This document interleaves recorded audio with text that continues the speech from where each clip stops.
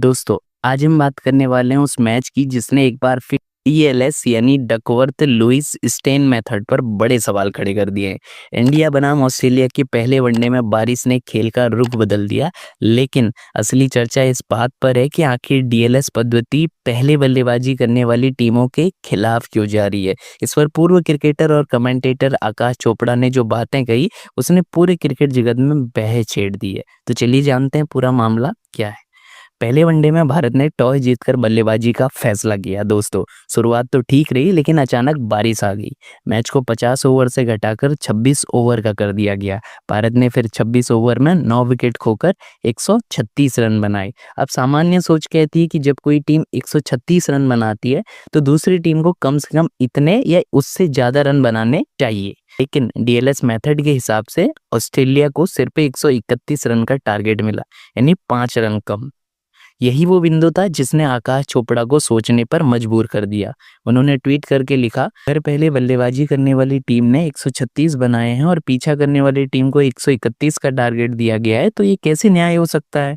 उन्होंने कहा कि ये सिस्टम बल्लेबाजी पहले करने वाली टीमों के साथ नाइंसाफी कर रहा है।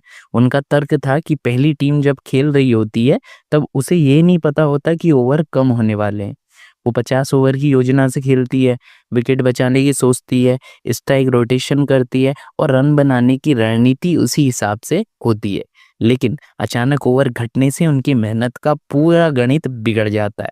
दूसरी ओर जो टीम बाद में बल्लेबाजी करती है, उसे फायदा ये होता है कि उसे पता होता है कि अब मैच अब कितने ओवर का है और उसे कितने रन चाहिए। वो उसी हिसाब से टारगेट का पीछा करती है। इसलिए आकाश चोपड़ा का कहना है कि डीएलएस मेथड अक्सर जानकारी का फायदा दूसरी टीम को दे देता है। उन्होंने कहा कि पहले बल्लेबाजी करने वाली टीम को पता ही नहीं होता कि आगे जाकर पारी कितनी लंबी होगी या कितने ओवर में खत्म होगी, इसलिए उनके संसाधन यानी विकेट और रन का संतुलन सही तरीके से मापा नहीं जा सकता। चोपड़ा ने इसे अन्याय बताया और कहा कि ये पद्धति अब वक्त के हिसाब से पुरानी हो चुकी है। उन्होंने सुझाव दिया कि आईसीसी को इसे अपडेट करना चाहिए ताकि ऐसी स्थिति में पहली पारी खेलने वाली टीम को भी समान न्याय मिले, क्योंकि अगर किसी टीम ने कठिन परिस्थितियों में रन बनाए हैं तो उसे कम टारगेट में बदल देना उनके प्रयास के साथ नाइंसाफी है।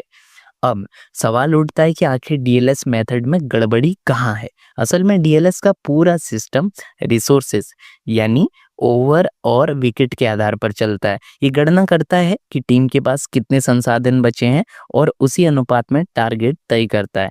लेकिन इस मामले में समस्या ये थी कि भारत की पारी 50 ओवर की योजना से शुरू हुई थी और अचानक 26 ओवर में खत्म हो गई। तो टीम ने अपने रन उस हिसाब से नहीं बनाए जैसा कि छोटी पारी में बनाया जाता है। अगर शुरुआत से पता होता कि सिर्फ 26 ओवर मिलेंगे तो शायद रणनीति अलग होती और रन कहीं ज्यादा बनते। इस घटना के बाद कई क्रिकेट एक्सपर्ट्स ने भी डीएलएस मेथड की आलोचना की और कहा कि अब वक्त आ गया है कि इसमें बदलाव किया जाए। बारिश से प्रभावित मैचों में निष्पक्षता तभी रहेगी जब दोनों टीमों को बराबर हालात और बराबर मौके मिले। तो कुल मिलाकर ये मामला सिर्फ एक मैच का नहीं बल्कि क्रिकेट के उस पुराने फॉर्मूले का है जो आज के तेज और बदलते खेल के हिसाब से अपडेट नहीं हुआ है। और शायद आकाश चोपड़ा की ये बात सही भी है कि जब तकनीक और डेटा इतनी आगे बढ़ जाते हैं तो नियम भी समय के साथ बदलने चाहिए। तो दोस्तों, ये थी पूरी कहानी इंडिया बनाम ऑस्ट्रेलिया वनडे के दौरान उठे उस सवाल की जिसने फिर से क्रिकेट के न्याय के तराजू को हिला के रख दिया। क्या डीएलएस मेथड में बदलाव होना चाहिए? क्या ये सच में पहले बल्लेबाजी करने वाली टीमों के साथ नाइंसाफी कर रहा है? इसका जवाब शायद आने वाले वक्त में मिलेगा। लेकिन एक बात तय है, जब तक ये फॉर्मूला दो टीमों के बीच समानता नहीं लाता तब तक विवाद बने रहेंगे। धन्यवाद दोस्तों, मिलते हैं अगले क्रिकेट अपडेट के साथ। वीडियो को लाइक और शेयर जरूर कर दीजिएगा। Thank you so much for watching.